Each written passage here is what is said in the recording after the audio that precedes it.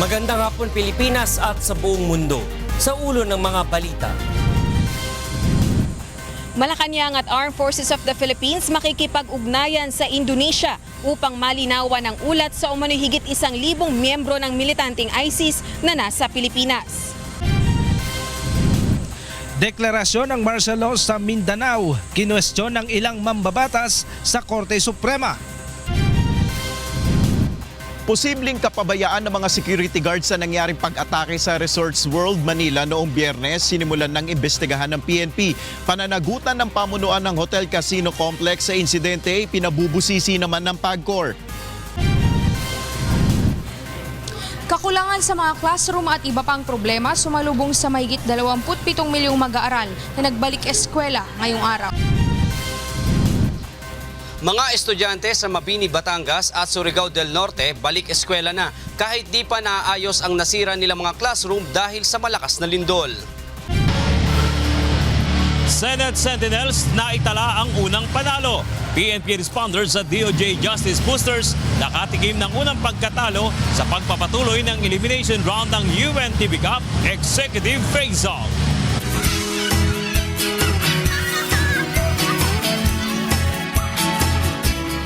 Una sa ating mga balita ngayong hapon, mahigit 27 milyong mag-aaralan nagbalik eskwela ngayong araw at tulad ng dati, kakulangan sa mga classroom at iba pang problema ang sumalubong sa kanila. Mula sa Pasig City, itong balita ni Aiko Miguel Live. Aiko, kamusta dyan? Yes, Attorney Reg, magandang gabi. Bumahanga sa social media ang mga reklamo sa unang araw ng klase sa mga pampublikong paaralan. Kung dati ay idinudulog ang kanilang mga hinaing sa pamamagitan ng pagbisita mismo dito sa Command Center ng Department of Education, ngayon ay pinaparating na nila ang kanilang mga hinaing sa Facebook account ng Department of Education. Kagaya ngayong araw kung saan mula alas 7 ng umaga hanggang alas 6 ng gabi ay umabot sa 61 ang nagpaabot ng kanilang concerns sa pamamagitan ng Facebook kumpara sa 34 na walk-in. Karamihan sa mga inilalapit ng mga magulang at mga mag-aaral ay proseso sa enrollment, senior high school voucher program at school policies. Mayroon ding mga katanungan tungkol sa basic education resources gaya ng upuan, textbooks at mga silid-aralan. Samantala, sinabayan naman ng kilos protesta ng mga miyembro ng Alliance of Concerned Teachers o ACT ang school opening kanina. Sumugod ang mga ito sa harap ng DepEd Central Office upang ipanawagan na itaas ang sahod ng mga guro at ang mga empleyado ng mga paaralan. Maging ang pagbibigay ng pamahalaan ng mas mataas na pondo para sa edukasyon ay kanilang binigyang diin. Ayon naman sa DepEd, malaking bahagi sa pondo na inilaan para sa DepEd ay para masapatan ang kakulangan sa mga paaralan. We have, in that sense, address the issue, quote and unquote, of shortage by doing that kind of strategy, which is doing double shifts. Again, that's not the ideal. So we have enough classes being conducted. Hindi po pwedeng sabihin kulang. Bagamat hindi pa natin nakukuha ito, pag nakita po ninyo ang budget, yung percentage of increase, for example, last year, the budget of DepEd is more or less 410 billion. It increased to more or less 543 billion. Samantala, Attorney Reg, 700 at 100 na ang kabuang bilang ng mga nailapit na concerns dito sa Oplan Balik Eskwela Information and Command Center sa DepEd Central Office mula nang ito ay magbukas noong May 9 hanggang ngayong araw. Karamihan sa mga inalalapit ay patungkol sa problema ng kanilang mga anak sa pag-transfer sa ibang paaralan dahil walang accreditation o permit mula sa DepEd ang paaralang kanilang pinasukan. Payo naman ng DepEd na ilapit sa DepEd ang mga ganitong sitwasyon upang mabigyang aksyon ang paaralan at mailipat sa disente namang paaralan ang isang mag-aaral. Yan muna ang latest live. Balik sa iyo, Attorney Reg. Aiko, isang katanungan lamang, paano tinutugunan ng DepEd itong mga complaints na natatanggap nila sa social media? Yes, Attorney Reg, pagka nga meron silang nare-receive na mga reklamo or inquiries or queries naman patungkol dito na dinadaan sa social media, kaagad naman silang nagbibigay ng sagot sa pamamagitan ng pag-forward naman ito kung saan sila sakop na division or regional office ng DepEd. Maraming salamat, Aiko Miguel, nag-uulat ng live mula sa Pasig City.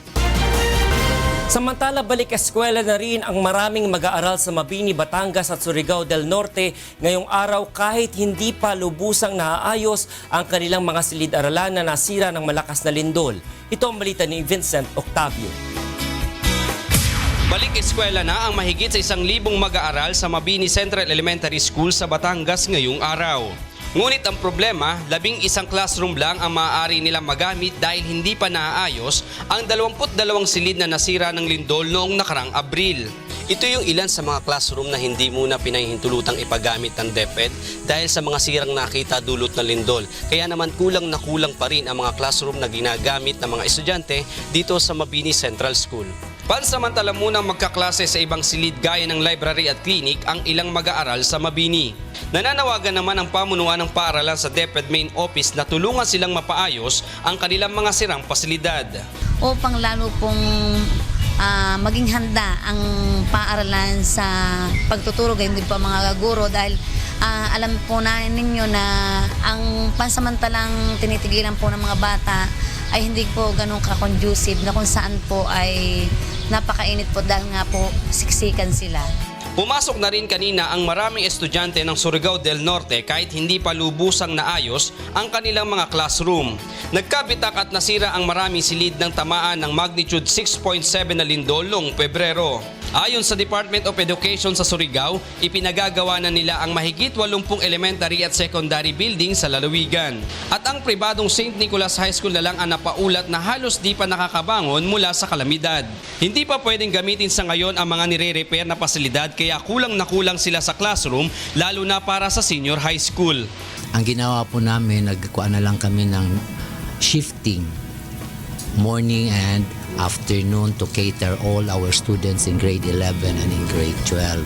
Samantala, halos 60,000 ang partial enrollees ngayon sa lalawigan mula elementary hanggang senior high school. Vincent Octavio, UNTV News and Rescue, Philippines.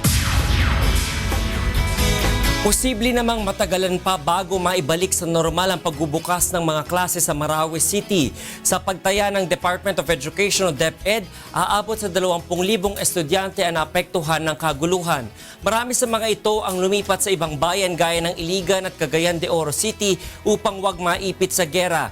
Ayon sa DepEd, marami ding paaralan ang nasira ng sagupaan, ngunit wala pa silang hawak na kumpletong detalye dito sa ngayon. Siguro hindi yan magagawa in just a few months kasi alam naman natin na maraming bahay, mga residences na mismo nasunog at saka nasira. At saka it will take time for people to get over their anxiety and their trauma. Plano ng Department of Education na magtayo ng high-rise school buildings at mga eskwelahan sa labas ng mga lungsod upang marisolba ang kakulangan sa mga classroom. Ito ang balita ni Nel Maribuhok.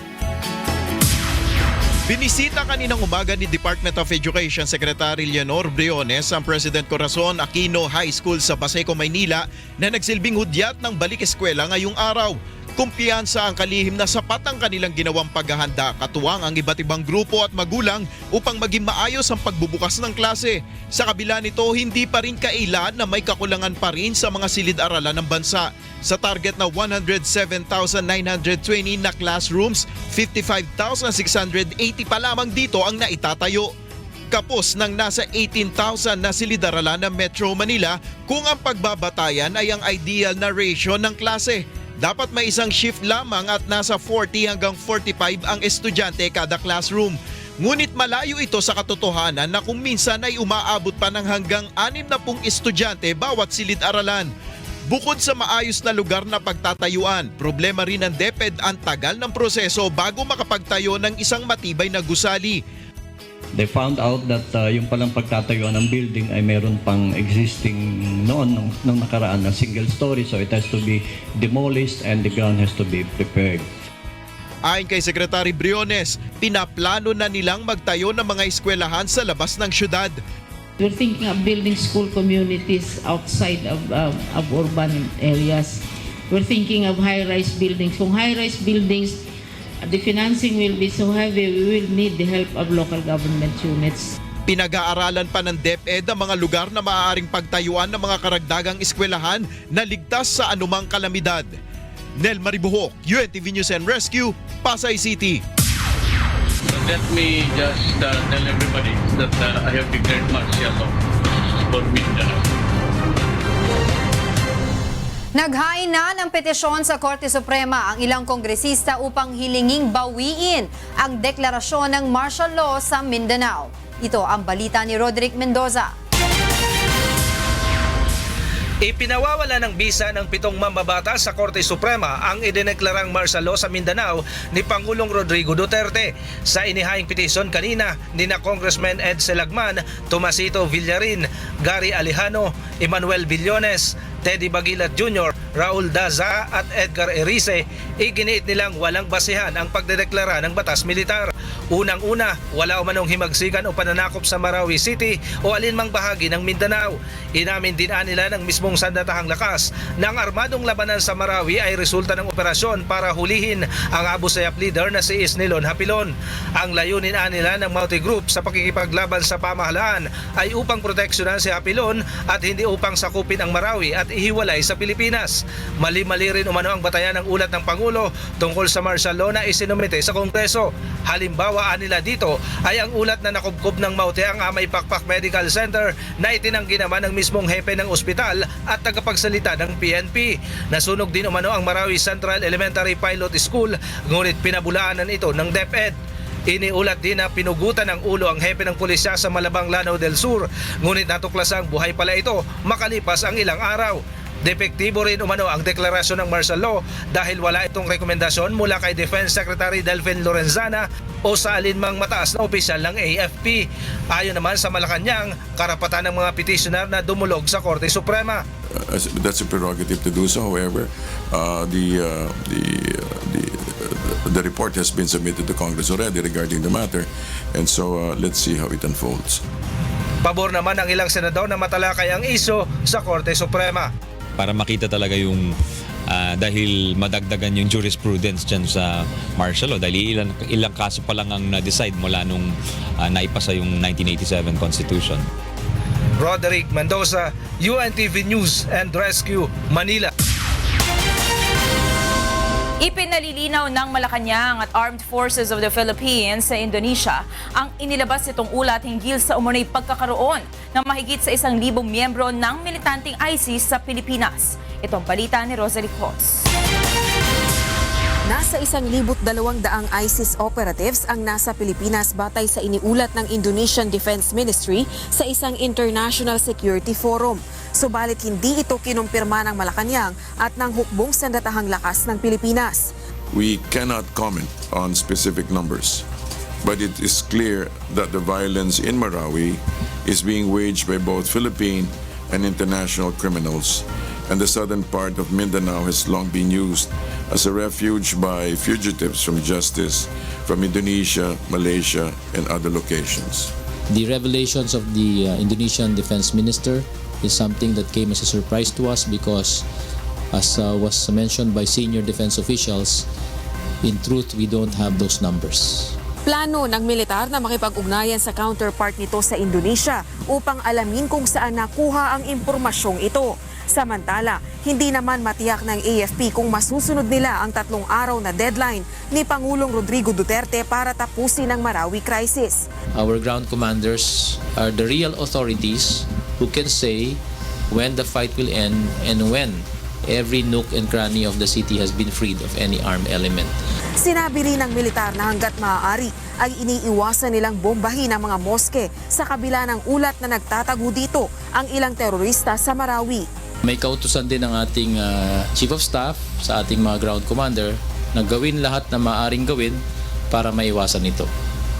So sisikapin natin na hindi mahantong sa ganyang klaseng pagkakataon at gagawin natin ang lahat ng ating makakaya para hindi gagawin yan. Samantala, ayon sa AFP, kinakailangan munang talakayin at buuin ang mechanism o formal na proseso at protocol bago tuluyang makasama ng government security forces ang Moro National Liberation Front Forces. Inialok ni MNLF Founding Chair Nur Miswari kay Pangulong Duterte ang nasa 2,000 puwersa nito na makakatulong sa paggapi ng mga terorista sa Marawi City. Rosalie Cos, UNTV News and Rescue, Malacanang. Iimbestigahan naman ng Philippine Amusement and Gaming Corporation o PAGCOR ang posibleng pananagutan ng pamunuan ng Resorts World Manila sa nangyaring pag-atake noong Biyernes. Ito ang balita ni Nel Maribuho. Humihingi ang PAGCOR ng kopya ng lahat ng CCTV video sa loob ng Resorts World maging ng Maxims Hotel kaugnay ng pag-atake ng isang armadong lalaki noong Biyernes, June 2. Bahagi ito ng isa sa gawang investigasyon ng PAGCOR bilang regulatory body. Aalamin sa investigasyon kung may nagawang kapabayaan ang pamunuan ng Hotel Casino Complex. So we're looking into one, their security systems, if there was leniency or laxity or negligence, and two, on the fire, managing the fire situation. Kung mapatunayang nagkulang ang gaming facility, maaaring suspindihin ng PAGCOR ang kanilang lisensya upang hindi na makapag-operate ng casino sa bansa. Bukod sa pagbabantay sa seguridad at operasyon, may ipinatutupad ring panuntunan ng PAGCOR laban sa mga naa-addict sa pagsusugal. Sa ngayon, nasa 400 individual na ang pinagbawalan ng ahensya na pumasok sa gaming facilities. Minsan sila mismo nagpapaban sa sarili nila. Sa amin din mismo, binaban namin sila. Sinabi naman ng Department of Tourism na dapat magsilbing babala sa mga establishmento ang nangyari sa Resorts World Manila upang hindi na ito maulit. When you have a multi-facility like that, it's incumbent for us to be able to review it because people just love to visit facilities like that. Nel Maribuho, UNTV News and Rescue, Maynila. Sumailalim na sa investigasyon ng Philippine National Police ang ilan sa mga security guard ng Resorts World Manila kaugnay na nangyaring pag-atake noong Biyernes na ikinasawi ng 38, kabilang na ang gunman. Ito ang balita ni Grace Cassie. Maluhaluhang humarap sa Philippine National Police Supervisory Office for Security and Investigation Agencies o SOSIA ang isa sa mga gwardyang nakaharap ng gunman sa Resorts World Manila. Ayon kay Edwin Seriaco, minabuti niyang huwag paputukan ng suspect dahil marami pang sibilyan ang nasa loob ng hotel casino na maaaring madamay. Hindi po natakot, ma'am. Tingnan ko po yung paligid. Marami pong tao, ma'am. Pwede pong pag pinutukan mo yun, ma'am, pwedeng lahat ng masalubong mo. Pag bagbaril na agad, hindi pa napasok ng casino. Yun lang po nasa isip po niyo, ma'am. Isa sa mga alamin ng SOSIA ay ang posibilidad na hindi sumunod sa rules ang security personnel sa loob ng gusali. Kasama na dito ang tila hindi pagkakaroon ng koordinasyon ng in-house security personnel ng Resorts World Manila at ng tauhan ng NC Lanting Security Specialist Agency na siyang opisyal na security provider ng naturang hotel casino. Agency involved is NC Lanting. So, nag-start yung investigation namin in the aspect of administrative rules that may have been violated. Which have prevented yung incident? Not necessarily, but more on whether there were rules in the security operations na na-violate, which may lead to either cancellation or revocation ng license. Hindi rin malinaw kung sino ang talagang nakaenkwentro at nakabaril sa suspect. Una nang sinabi ng COO ng Resorts World Manila na si Stephen Rayleigh na isa sa kanilang in-house security ang nakabaril sa armadong si Jesse Carlos. Ngunit gate ng SOSIA na hindi dapat humawak ng armas ang in-house security lalo na kung hindi ito accredited sa kanila. The question there is whether they were allowed to wear special set uniforms by SOSIA. Were they allowed po ba? At the time, they were not allowed. So yun yung sasabi natin na isa sa mga security lapses, security violations. Kasi nire-request yung special set of uniform. Why? Because somehow yung kanilang clients may also be requesting that they wear other set of uniform. Oras na mapatunayang nagkaroon ng kapabayaan sa panig ng NC Lanting Security, posibleng matanggalan ito ng lisensya at pagmultahin nang hindi bababa sa 50,000 piso. Grace Casin, UNTV News and Rescue, Camp Crame. Magbabalik ang ito ang balita.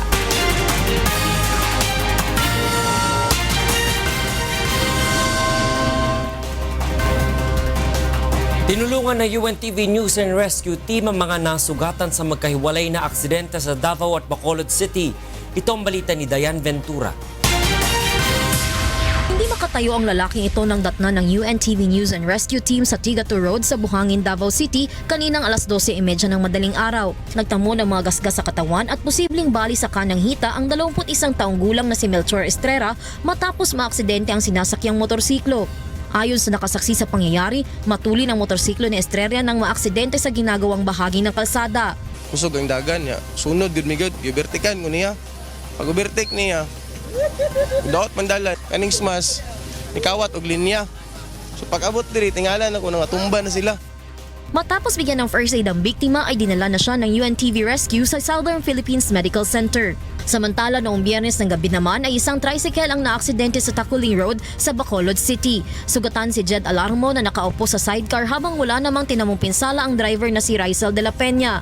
Pauwi na sana ang magkaibigan ng sumemplang habang papaliko sa isang intersection. Ayon sa nakita sa insidente, matuli ng takbo ng tricycle. Tapos bigyan ng first aid ng UNTV Rescue ang mga sugat ni Jed ay tumanggi na itong magpadala sa ospital. Dayan Ventura, UNTV News and Rescue, Davao City. Mas hinigpitan pa ng ilang paaralan sa lungsod ng Makati at Taguig City ang polisiya hinggil sa paghahatid at pagsundo sa mga estudyante. Layunin nitong matiyak ang seguridad ng mga mag-aaral laban sa mga masasamang loob. Ito ang balita ni Joanan. Higit 9,000 mag-aaral sa kinder at grade school ang nagbalik eskwela ngayong araw sa EMS Signal Village Elementary School sa Taguig City. At upang matiyak na nababantayang mabuti ang mga ito, ilang closed-circuit television cameras ang inilagay ng school principal sa mga gusali at bawat gate ng eskwelahan. Ilang pulis at security personnel din ang nagjo-duty sa paaralan. To monitor the entrance and exit of all people coming in and coming out of the school. Ganun yun. Tsaka yung mga hindi naka-uniform na mga bata, pag ganun, hindi namin sila pinapapasok. Kasi no ID, no entry ang ini-impose namin policy. Isa rin sa mga patakarang mahigpit na ipinatutupad sa eskwelahan ang paghatid sundo ng mga magulang sa mga estudyante sa kinder at grade 1. Ganito rin ang regulasyon na umiiral sa East Rembo Elementary School sa Makati City. 4 na security personnel ang naka-duty sa maghapon sa eskwelahan, habang 2 naman ang nagbabantay sa gabi. Ang mga estudyante simula kinder hanggang grade 3 ay pinapayagan lamang na sunduin ng kanilang mga magulang o guardian, habang ang mga nasa grade 4 hanggang 6 ay pinapayagan ng umuwi ng mag-isa ng mga guro. Ang mga bata isi-secure natin, so hindi natin sila binibigay sa hindi talaga nila sundo, sa mga parents lang. So kailangan, tinitingnan din kasi may securities din na provided ang city government. Mahigpit po lalo na ngayon, 'di ba? Kailangan po ng security talaga. Kasi marami po ang mga bata natin dito. Inatasan din ng principal ang mga security guards sa East Rembo Elementary School na i-monitor at i-report ang anumang kahina-hinalang bagay o tao sa paligid ng eskwelahan. May ilan namang mga magulang ang mas piniling hintayin matapos ang klase ng kanilang mga anak kanina. Ito ay upang hindi na umano sila mag-alala at agad na masundo ang kanilang mga anak. Para safe sila. Kasi mahirap yung panahon ngayon, maraming mandurukot din. Pag nasa loob naman sila, hindi talaga nila pinalalabas yun. Talagang antay nila yung magulang pag-uwian na. Joan Nano, UNTV News and Rescue, Taguig City. Nag-inspeksyon ng Department of Education o DepEd sa ilang paaralan sa Baguio at Benguet kasabay ng pagbabalik eskwela ng mga estudyante ngayong araw. Samantala, naging mapayapa naman ang unang araw ng pasukan sa buong Calabarzon Region. Ito ang balita ni Sherwin Culubong. Bumisita sa 5 paaralan sa Baguio at Benguet si Education Undersecretary Alberto Muyot para kamustahin ang kalagayan ng mga mag-aaral sa pagbubukas ng klase. Kabilang dito ang Baguio City Science High School sa Irisan na siyang pinakamalaking single senior high school sa bansa. Ilan sa mga nakitang problema dito ay ang kakulangan ng enrollees sa paaralan. Sa mahigit 3,000 estudyante na kayang i-accommodate sa Science High School, mahigit 500 pa lamang ang nag-enroll dito. Samantala, sinabayan naman ang kilos protesta ng ilang grupo ng kabataan ng unang araw ng pasukan. Tinutuligsa nila ang kakulangan sa school facilities, mababang sahod ng mga guro at ang ipinatutupad na K-12 program.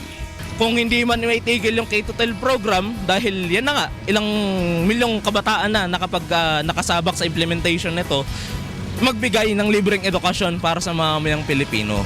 Tiniyak naman ni Yusek Muyot na may pondo na sila para sa dagdag na mga guro at pagpapatayo ng dagdag na pasilidad. For 2017, 32% from 410 billion, we're now up to 540 plus billion. And a lot of it will go not only to hiring of new teachers, but also for construction of new schools. Sa Calamba City naman ay bahagyang naantala ang paghahanap ng mga pangalan ng mga estudyante sa Jose Rizal Memorial Elementary School. Bagong enroll, siguro na hindi pa siya napasama doon sa master list. Hindi lang siya makita pero nandoon yung name ng bata. Siguro sa dami, hindi rin napansin. Sa kabila ng mga nasalungang problema, sinabi ni Region 4A PIO Chief Police Superintendent Chita Del Gawiran na mapayapa naman sa kabuuan ang unang araw ng pasukan. Hopefully, hanggang sa matapos yung school year ay maging maayos. Nasa 2,000 pulis ang ipinakalat para sa opening ng klase at tatagal ng hanggang June 30 na ang ibinibigay nilang assistance sa mga eskwelahan. Kasama ang Baguio News Team, Sherwin Kulubong, UNTV News and Rescue, Laguna.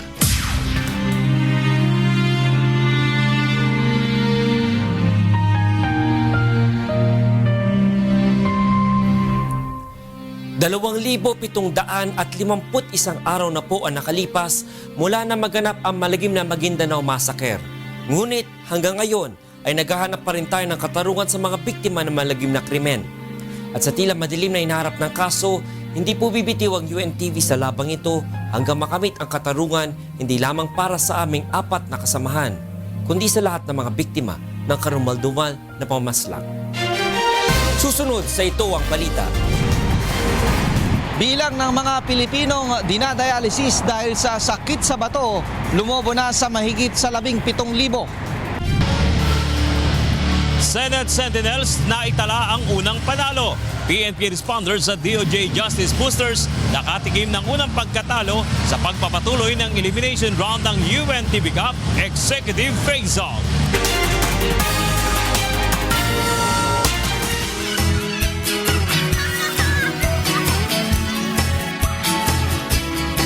Nagpaalala ang Department of Education o DepEd sa lahat ng mga school administrator na aksyonan ng mga kaso ng bullying na maire-report sa kanilang mga eskwelahan. Ito ang balita ni Monok Son.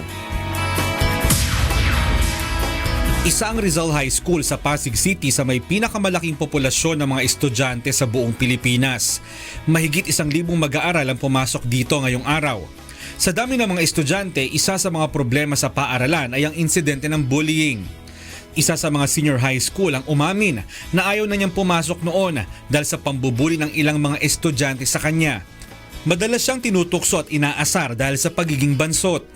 Naiisip ko po nun, parang ayoko na po pumasok nun kasi nga po, lagi na lang po ganun yung ginagawa sa akin. Tapos parang sobrang lungkot na po. Ayon sa guidance counselor ng Rizal High School, nag-aalala sila dahil mas maraming kaso ngayon ng cyberbullying kumpara sa aktwal na pananakot o pang-aapi sa loob ng eskwelahan. Nung last school year, ito na yata yung pinaka-worst na yung cyber. Through media rin, yung sa pagko-computer nila. Social na sila ngayon. Nakakabuo sila ng mga yung mga gang nila. Ang recruitment through online. Ayon sa isang psychologist, mabuti na laging kakamustahin ng mga magulang ang kanilang anak upang malaman kung mayroon itong problema. Dapat rin na maging mapagmatsyag ang mga magulang kung mayroon pagbabago sa kilos at ugali ng kanilang mga anak. Kabilang sa mga senyales na pwedeng makita sa mga batang nabubuli ay ang palaging pagkawala ng gamit ng mga bata, tinatamad pumasok sa school at napupuyat sa gabi. So try to be very observant as a parent. Be responsible enough na sabihin mo na check on them. Hindi masama na chine-check ang mga bata. Ang masama, yung huli mo na nang malaman na may nangyayari ng hindi maganda sa anak mo. Nagpaalala naman ng Department of Education sa mga school administrator na agad na aksyonan ng mga kaso ng bullying sa kanilang mga nasasakupan. May malinaw ng proseso na direktiba ang DepEd kapag ang isang bata ay nakakaranas ng anumang uri ng bullying. That's bullying kapag paulit-ulit at napapahiya ang bata, yung kapag tinatago ang gamit at pinagtatawanan yung bata, akala ng iba walang kaso pag gano'n. Yan po ay klarong-klaro sa ating DepEd Order number 40, Child Protection Policy at yung implementing rules and regulation ng Anti-Bullying Act of 2013 na ating pong ipinapatupad ng mabuti na yan ay bawal. Taong 2013 na maging batas ang Anti-Bullying Act na siyang nagsilbing proteksyon ng mga bata na nakakaranas ng pambubuli sa mga eskwelahan. Mon Hocson, UNTV News and Rescue, Pasig City. Sa ibang balita, nagdagdag ng mga bagong data capturing machine ang Department of Foreign Affairs o DFA ASEANA na inaasahan magpapabilis sa proseso ng pagkuha ng passport. Ito ang balita ni Maki Libradilla. Normal ng eksena sa Department of Foreign Affairs, Office of Consular Affairs sa ASEANA, Pasay City ang mahabang pila ng mga nagnanais kumuha ng Philippine passport dahil ito sa sinasabing mabagal pa ring sistema sa proseso. Ngunit patuloy sa paghahanap ng solusyon sa naturang problema ang DFA. Sa katunayan, 15 bagong data capturing machine o yung equipment na ginagamit sa pagkuha ng detalye ng mga aplikante ang idinagdag ng kagawaran. Kaya naman ngayon, di hamak na mas mabilis umano ang procedure ayon sa ilang aplikante kahit ang mga walk-in applicants na kadalasan ay hindi na naipoproseso ay naipoproseso na. Mas okay po ngayon. Mabilis naman ako. Nag-book-in lang ako pero mabilis naman po yung nila. Pinapasok po kami agad, tapos pinapupo kami dyan, and then pinapila po kami dito. Ayon kay Foreign Affairs Secretary Alan Peter Cayetano, karagdagang 1,000 tao ang pwede nang ma-accommodate ngayon kada araw. 30% ang dinagdag sa capacity.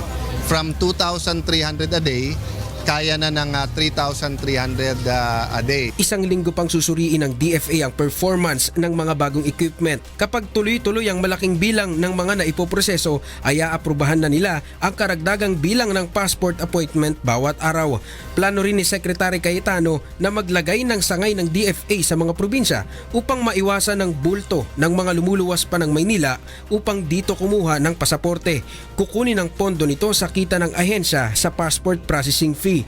So pag yun ang ginamit, pangbukas ng mga bagong opisina, pangdagdag ng makina, revenue neutral kung tawagin natin. No? Ibig sabihin, walang kikitain ng gobyerno, pero wala rin halos ilalabas. Umaasa rin ang kalihim na bago magpalit ang taon ay maisa sa batas na ang pagpapalawig ng bisa ng pasaporte ng hanggang 10 taon. Maki Libradilla, UNTV News and Rescue, Pasay City. Nagsagawa ng kilos protesta ang grupong Piston upang tutulan ang pagpapatupad ng planong jeepney phase-out. Nilinaw naman ng LTFRB na wala pa silang inilalabas na opisyal na memorandum circular ukol dito. Ito ang balita ni Leslie Longboen. Kinalampag ng grupong pinagkaisang samahan ng mga tsuper at operator nationwide o Piston ang Land Transportation Franchising and Regulatory Board kaninang umaga. Dalawang bagay ang kanilang hiling, ang makipagdialogo sa ahensya at humingi ng kopya ng Omnibus Franchising Guidelines o OFG. Ito ay upang matiyak na walang ipapatupad na phase-out sa mga jeep na 15 taon pataas na ang edad. Para hindi tayo mag-speculate, show us the document. Yun naman yun di ba? Okay. So wala silang kailangan itago, ba't nila kami bigyan ng kopya? Hinarap naman ang grupo ni LTFRB board member attorney Eileen Lizada. Ilang beses nitong inalok si Piston President San Mateo na pumasok sa opisina upang makipag-usap. Ngunit tumanggi ito nang bigong makakuha ng kopya ng OFG na nakatakdang nagdaan ng Department of Transportation sa Hunyo 19. But he's insisting kasi for a copy ng OFG. Ang sinasabi namin, it is not yet a public document kasi hindi pa siya na-sign. Once it is signed and published, then pwede na namin ibigay. Tiniyak naman ng LTFRB na wala silang nilabas na sirkular ukol sa jeepney phase-out. LTFRB has not issued and will not issue a circular. Ang merong phase-out, ang PUB, buses, taxi, UV, school transport service, yan, merong LTFRB memorandum circular facing them out. Now, show me an MC that faces the PUJs, wala. Sa huli ay nagkasundo ang dalawang panig na isagawa ang dialogo kapag nakakuha na ng kopya ng OFG ang Piston. Handa naman aniyang makinig ang pamahalaan sa mga hinaing ng grupo. Leslie Longboen, UNTV News and Rescue, Quezon City.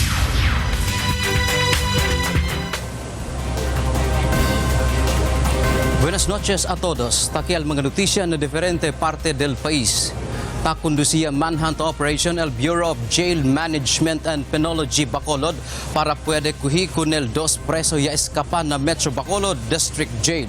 Takial report de la Lane Moreno.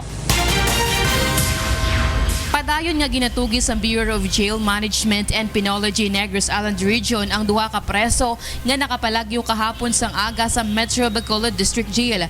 Ginkilala ang mga ini nga Sanday Marlon Molina, 38 anyos, nga nagapangatubang sa kaso nga robbery kag carnapping. Nagapangatubang man sa kaso nga paglapas sa RA 9165 o Comprehensive Dangerous Drugs Act of 2002 si Nole Dega.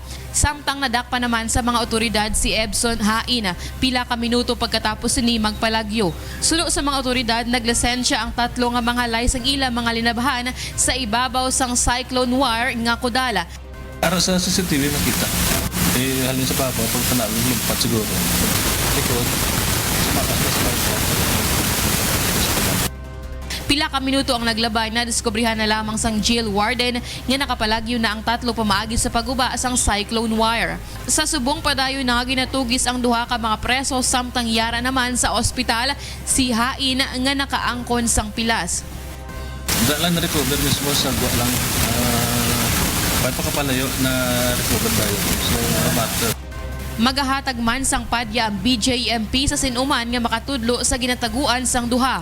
Posible man nga pagkakakason sa pwesto ang jail warden pagkatapos sang investigasyon. Lalaine Moreno, UNTV News and Rescue, Bacolod City. Mientras tanto, na otra noticia, ya revela un Filipino pescador ya está na mar dentro de más de 2 meses.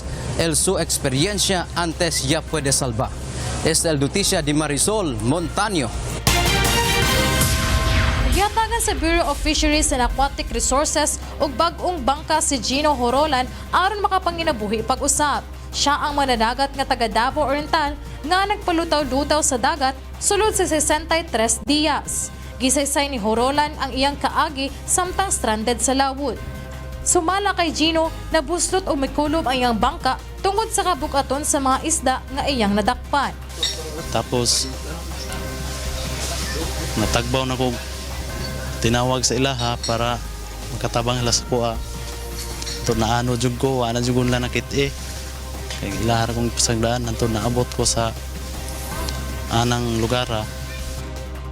Ang ulo sa mga isda nga mausik sa mga langgam diha sa iyang bangka ang nahimong iyang ginakaon sulod sa duha ka bulan nga nagpalutaw-lutaw siya sa dagat.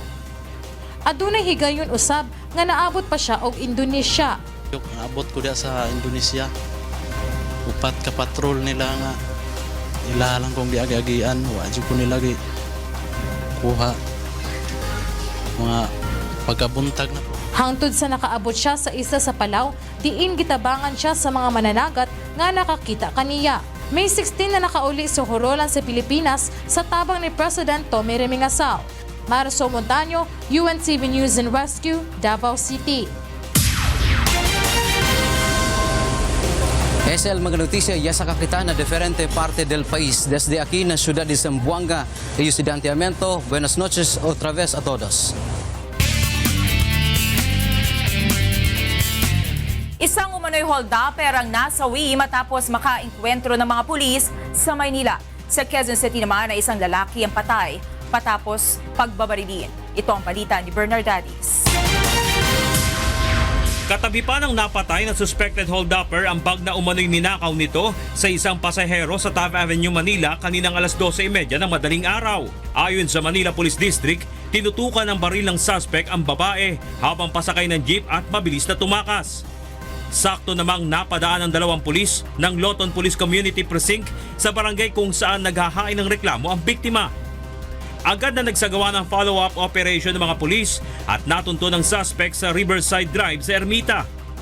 Nauna umanong nagpaputok ng baril ang suspect nang mamataan ang Police Mobile Patrol, kaya naman napilitang lumaban ang mga pulis hanggang mapatay ang suspect. Follow-up operation dahil yung suspect nga na sinasabi notorious na snatcher, hold-upper at saka durukot dito sa area ng Loton. Nanlulumo ang mga kaanak ng 33 anyos na si Felicissimo Reyes nang makitang patay na ito sa loob ng bilyaran sa Commonwealth Avenue, Quezon City, alas 6 kagabi.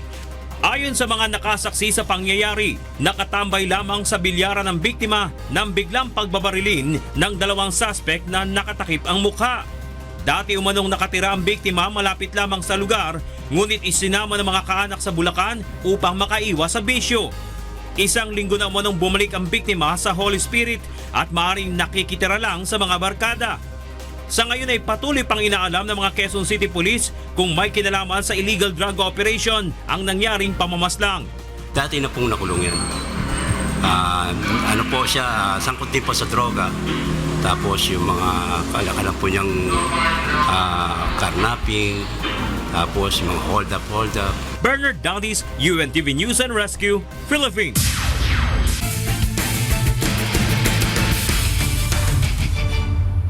Ganap na nakapasok sa win column ang Senate Sentinels matapos na talunin ang DOJ Boosters sa UNTV Cup Executive Face-Off kahapon. Nagbabalik si Bernard Dowdies.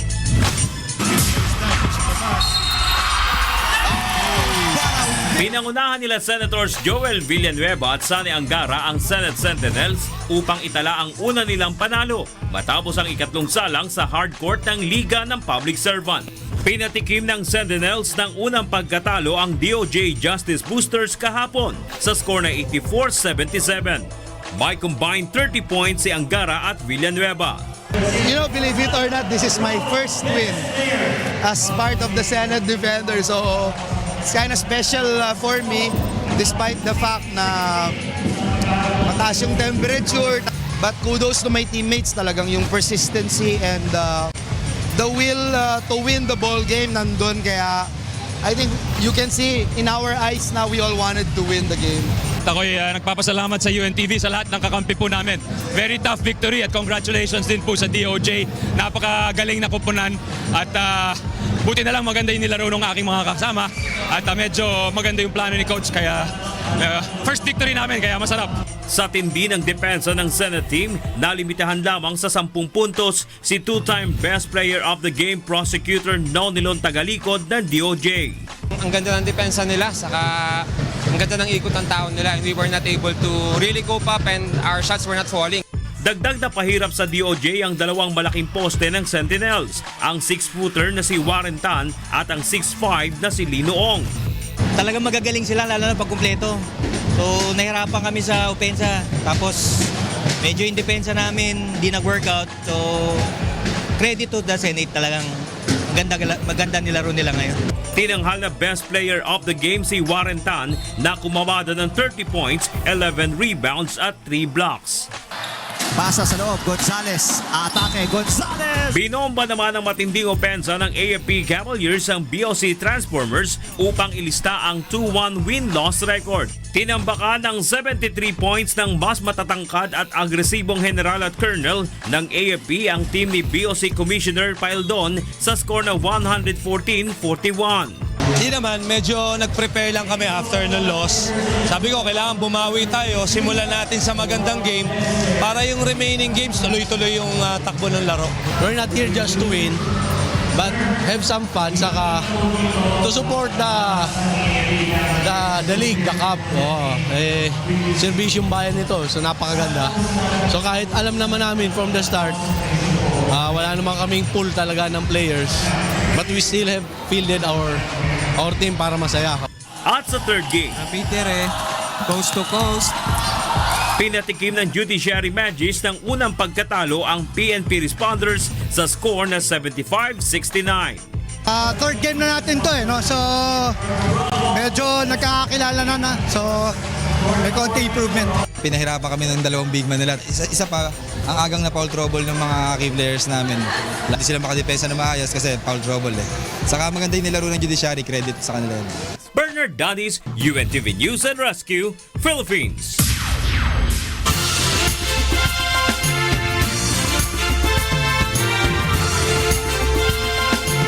Itinanghal na unang weekly winner ngayong buwan ng A Song of Praise Music Festival Year 6 ang awiting likha ng isang dating masugid na nanunood ng singing contest. Narito ang report ni Mirasol Abogadil. Walang mintis sa panunood ng ASOP TV si Rogelio de la Cruz ng Marikina City. Noon pa man, pangarap na niyang makatuntong sa entablado bilang contestant sa songwriting competition. At dahil sa dami ng narinig na tips sa mga ASOP judge, nagkaroon siya ng lakas ng loob na lumikha ng awit at gawing entry sa ASOP Year 6. Agad naman itong nagbunga dahil ang kanyang awiting Pagtitiwala Ko'y Ikaw ang itinanghal na unang weekly elimination winner para sa buwan ng Hunyo. Overwhelmed po. Masaya dahil sa yung pagkakataon gaya nito na bibigyan ako ng pagkakataon na pasalamatan yung Diyos. Yun naman yung nararapat dahil yung talent na binibigay sa atin, hindi naman talaga sa atin yun eh. Magapahiram lang sa atin. Kaya binabalik mo sa akin. Nakatulong naman ang interpreter ng awit na si Brennan Espartines upang mas lalo pang mapaganda ang kanyang komposisyon. Yung nangyari kasi dun sa demo, walang instrumentation. Nung nagkaroon ng M1, pinataas ko lang yung key. Para lang mas may suntok or mas swak sa range ng boses ko. Brennan, the way you sang it, it's sort of R&B touch, no? Which is good. Kahit Tagalog siya, ganun yung atake mo, maganda siya sa akin. Positibo naman ang komento ng ibang mga judge sa obra musiko ni Rogelio. Very, very well interpreted. Congratulations sa inyo dalawa. I like the bridge because it's very biblical.